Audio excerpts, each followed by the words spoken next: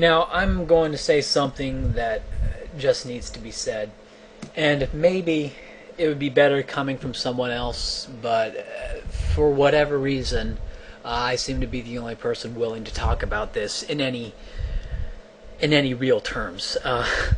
Racial nationalism and racial separatism is not particularly authoritarian. It's authoritarian in that they want a chunk of land to be exclusive to people who look a certain way.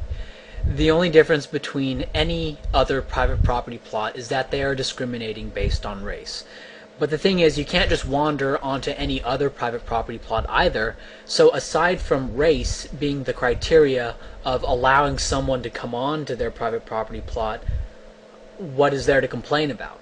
A democratic state is more authoritarian in a way that I'm in perpetual surprise that they're even being compared. Democracy claims a part of your life and livelihood wherever you happen to live, whereas racial nationalism claims a plot of land that perhaps you could have used.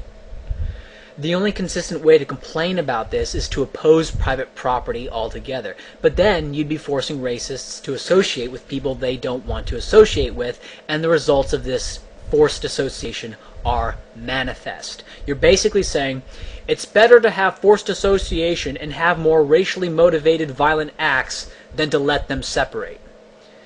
And let's make this plain. If Brain Police had his way, there would be more acts of racial violence than if I had my way. Maybe I'm more racist than Brain Police. I don't think I am, because all my white nationalism was all ideological and faulty, but arguments from naturalism. It wasn't anything visceral. But if you think so, fine. You can log that in some personal character rankings if you want. But Brain Police advocates more acts of racial violence de facto than me, because he advocates mutualism.